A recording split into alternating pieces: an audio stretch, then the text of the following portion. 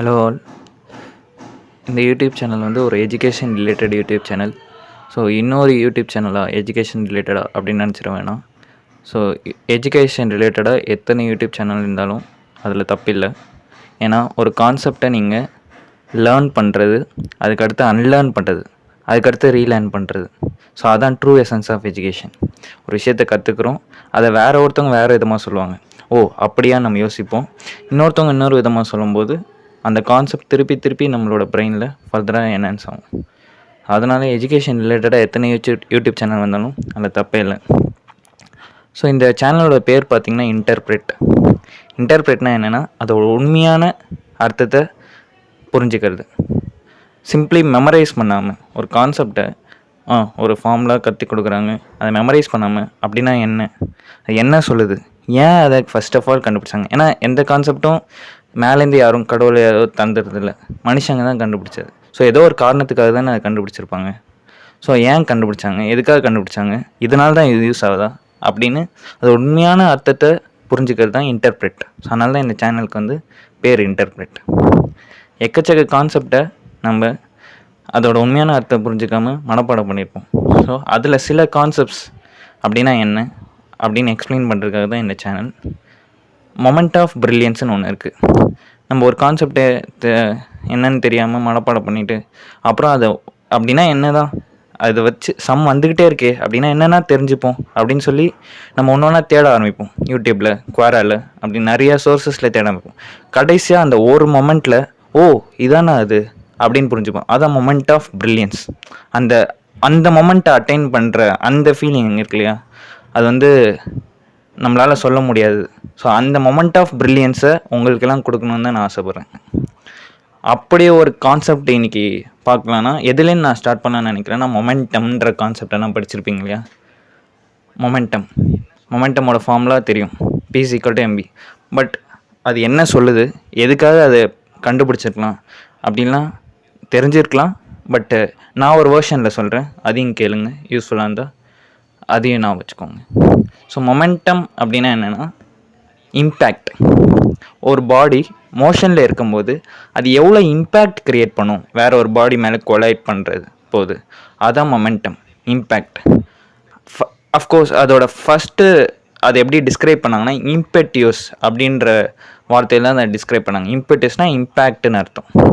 அது first of all யார் அதை கொண்டு வந்தாங்கன்னா, அரிஸ்டாட்டில் வந்து ஃபிசிக்ஸில் அப்படின்ற புக்கில் அவர் என்ன சொல்லியிருக்காருன்னா, மோஷன் ஒரு பாடி வந்து ட்ராவல் ஆகிட்டுருக்குன்னா அது வந்து ட்ராவல் ஆகிறதுக்கு ஹெல்ப் பண்ணுறது எதுனா ஏர் தான் அதை ரெசிஸ்ட்டும் பண்ணுது, தடுக்கவும் செய்யுது. அதே சமயத்தில் ஏர் தான் அதை முன்னாடி கொண்டு போகவும் யூஸ் ஆகுதுன்னு சொல்லியிருந்தார் அரிஸ்டாட்டில் ஃபிசிக்ஸ்ன்ற புக்கில்.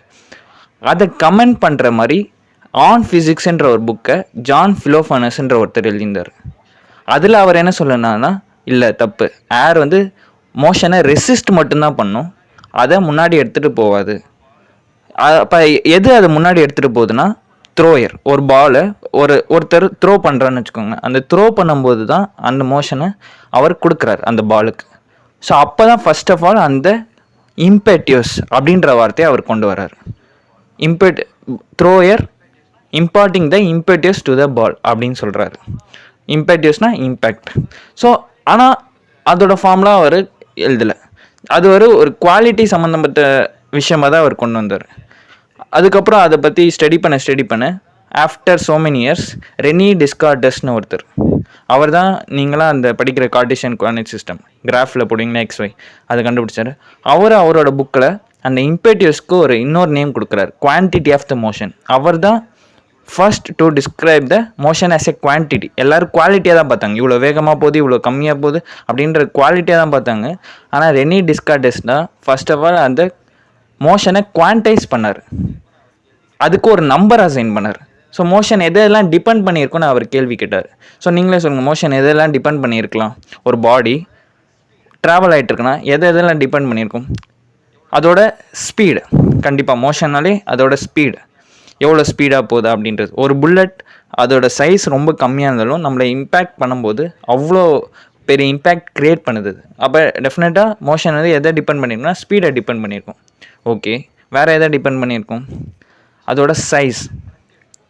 ஒரு ஸ்லோவாக மூவ் ஆகிட்டுருக்கு ட்ரக் எடுத்துப்போமே, அது என்ன தான் ரொம்ப ஸ்லோவாக மூவ் ஆனாலும் அது நம்ம மேலே வந்து மோதுனா அது க்ரியேட் பண்ணுற இம்பேக்ட் எவ்வளோ ரொம்ப அதிகம்ல.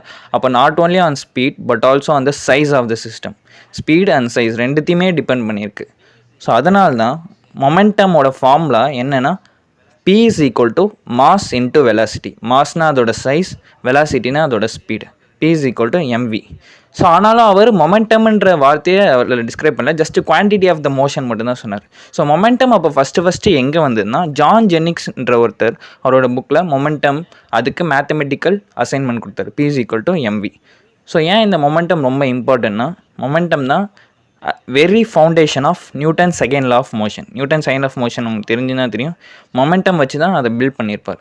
ஸோ இந்த ஒரு நார்மல் ஒரு சிம்பிள் கான்செப்ட் மொமெண்டம் எவ்வளோ பெரிய ஹிஸ்ட்ரி கேரி ஃபார்வர்ட் பண்ணிட்டு வந்திருக்குன்னு பாருங்கள். ஸோ இதுக்கு முன்னாடி உங்களுக்கு மொமெண்டம்ன்ற கான்செப்ட் வந்து ஜஸ்ட் பிசிக்கல் எம்மின்னு இருந்தால் இப்போ ஓரளவுக்கு உங்களுக்கு அதை பற்றின ஐடியா தெரிஞ்சிருக்கும்னு நினைக்கிறேன். ஸோ இவ்வளோ தான் ஃபிசிக்ஸ், கெமிஸ்ட்ரி, எக்கனாமிக்ஸ், காமர்ஸ் எல்லாமே இதுதான்.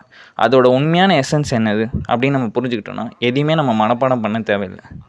மனுஷனோட அந்த மனப்பாட சக்தி வந்து வயசாக குறையலாம், ஆனால் லாஜிக்கல் திங்கிங் இருக்கு இல்லையா, அது ஏன் பண்ணுறோம், எதனால் பண்ணுறோம், அது என்றைக்குமே குறையாது. சல் கான்ன்ற ஒருத்தர் கான் அகாடமி ஸ்டார்ட் பண்ணார். யூடியூப் சேனலில் 10,000 ஆஃப் ஃப்ரீ வீடியோஸ் அப்லோட் பண்ணிகிட்டே இருந்தார். அவரோட கான்செப்ட் ரொம்ப simple. Any one can learn any thing at any time. யார் வேணால் எப்போ வேணால் எதை வேணால் கற்றுக்கலாம்.